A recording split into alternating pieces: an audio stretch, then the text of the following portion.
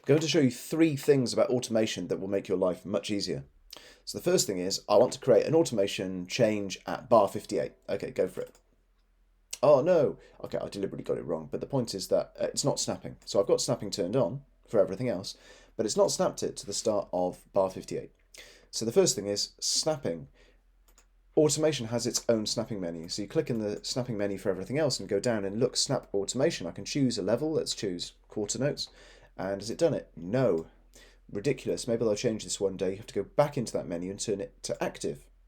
What a pain. Then I can snap it to the beat. Really common to have to make changes at a specific point. Really common in exams to say, create some kind of change and then copy and paste it over a number of bars.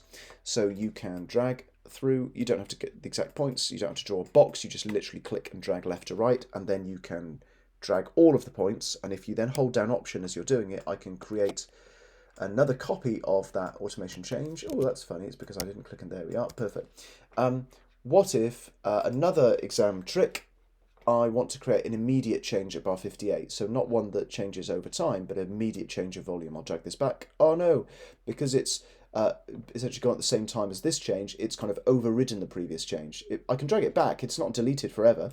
If I drag it backwards and let go of my mouse and then try and get it back, it doesn't exist. It's deleted it. It doesn't remember it that far ago. So this is a pain. I'll then have to go back into here and turn off the snapping in order to kind of get it back to here as much as possible, but not too much because otherwise it'll get rid of it. And I just find this so fiddly and frustrating.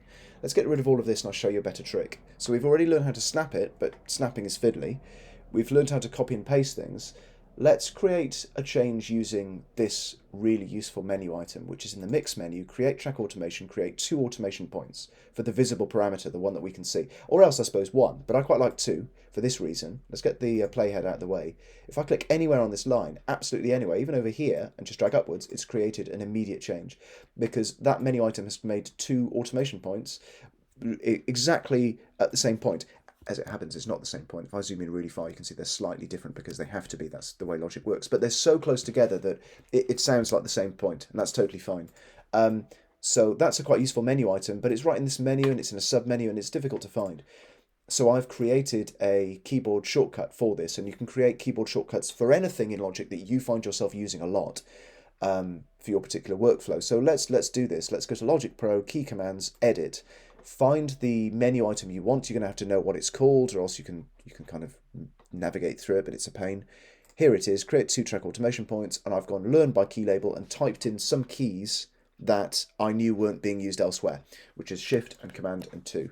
So now I can go, oh, please make a change between bar 60 to 62. Okay, so 60, I click right on this, and by the way, I don't have to turn on snapping because the playhead tends to sort of snap magnetically, automatically. Even when snapping is turned off, the playhead always responds, oh, it actually snaps to those beats anyway. So I find this really useful. No need to mess around with snapping. Go to bar 60, do the keyboard shortcut, it's done. What did it say? From 60 to 62. Well, that actually means to the end of 62 and the start of 63. If you ever seen 60 to 62 written in an exam, it means all of 60, all of 61, and all of 62 as well. And it should make musical sense. So then I go to here, and I can just create that change.